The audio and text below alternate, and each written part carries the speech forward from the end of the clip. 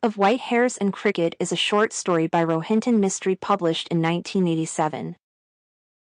It is a coming-of-age tale of a 14-year-old boy who is beginning to understand hard truths like aging, vulnerability, mortality, and death. The story is from the perspective of the unnamed first-person narrator who dives back in past and forth in the present. The continual resurfacing of past memories adds more context and characterization to paint a complete picture of the present. For example, the nostalgic cricket playing days with his father lead up to the father's present aging circumstance. Another example is his remembering Paisai's joke with authentic sound effects surrounding Paisai's dead father makes the narrator be able to piece together that Viraf's father was dying.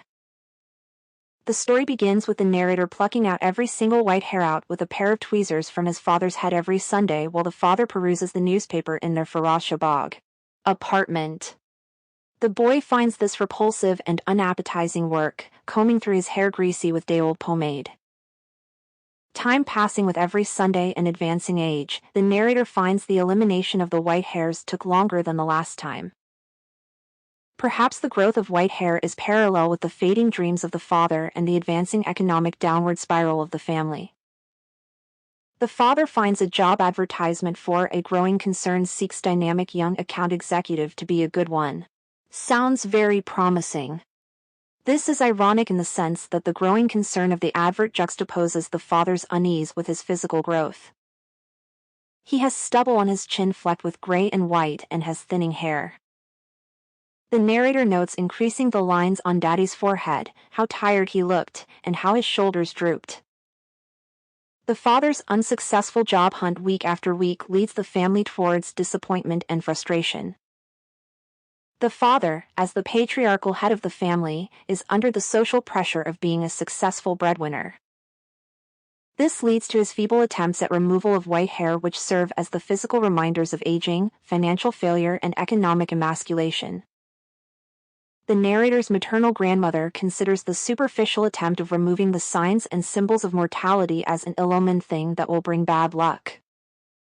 The old woman deemed as Mamaiji once had been a big handsome woman, with a majestic countenance but accepted her aging body with grace as she had a head full of white tresses and an infirmity that caused her to walk doubled over. She spends her days spinning fine threads to weave custis or sacred cords for the family, and these white threads are similar to a lock of her own hair, snow white. Her spinning of thread is similar to the ancient Greek mythic character of Moirai or Fates who personified destiny and twirl the spindle or spin the thread of life. The narrator closely watched Mamaiji spinning thread expecting the thread to break, which is further referenced with Viraf's father dying. There are three important references of cricket games that hint the beginning, continuance and end of the games and also the connection between the young narrator and his aging father. The first reference to the game is of a time that was all a long time ago. Many months ago when the narrator was hurt by the ball's shiny red fury launched at him which collided with his shin producing the audible crack. But the boy had suppressed the onslaught of pain which made his father proud of him. The narrator fondly remembers that Daddy had clapped and called it a brave thing. The second memory shows the father in the middle of the communal cricket games, which a regular event for the boys in Firozabad, as the father he took anyone who wanted to play. Yet now it had been a long time since we last played cricket and the bond between the father and son had somewhat diminished.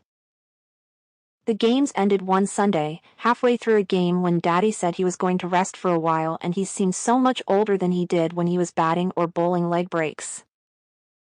The story is set in Mumbai 17 years after Indian independence from British Raj, but the aftershocks of colonialism are still felt throughout the tale.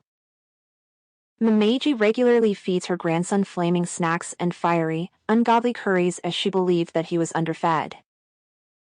This is a point of recurring contention between her and the narrator's parents who encourage the bland colonial food of bread and biscuits against the Indian staple diet of spices. This is a microcosm example of assimilating attempts by the Indians into the English lifestyle and deviating away from their traditional roots.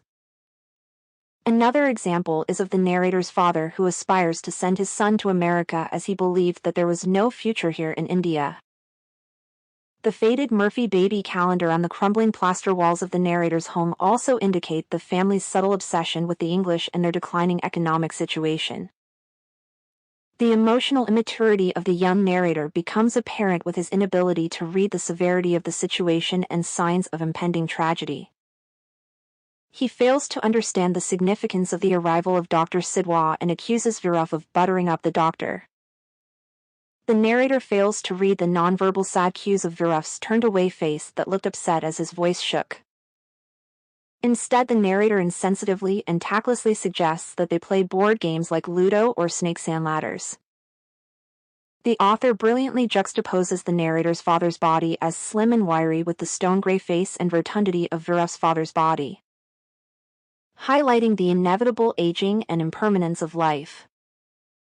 The depiction of tweezers glinted pitilessly contrasts with the needle in the arm of Viruf's father that glinted cruelly. The author uses olfactory and visual details to paint the picture of a sick man that is on the verge of death, such as the smell of sickness and medicines made the room stink and a tube through his nose. A long needle stuck in his right arm. These vivid descriptions invoke an epiphany within the narrator, who starts viewing the precariousness of life with a new bleak lens. This epiphany makes the narrator's face flush with shame and felt like crying when before he had dismissed Viruf's grief as him being such a crybaby. The narrator realizes that humans are helpless against the relentless process of aging and all the white hairs that I was powerless to stop. The story ends with the guilt-stricken and distressed narrator returning home after he sneaked away without a word from Viruf's third-floor apartment. He promises himself that he will do anything that his father asks of him without hesitation and rebuild the severed connection with him. The title of the story becomes a metaphor for the transient nature of life. The white hair symbolizes aging and certain death, while the cricket denotes youth and vigor. Of white hairs and cricket is a rude awakening of the unnamed narrator towards mortality, death, and the importance of connection between families.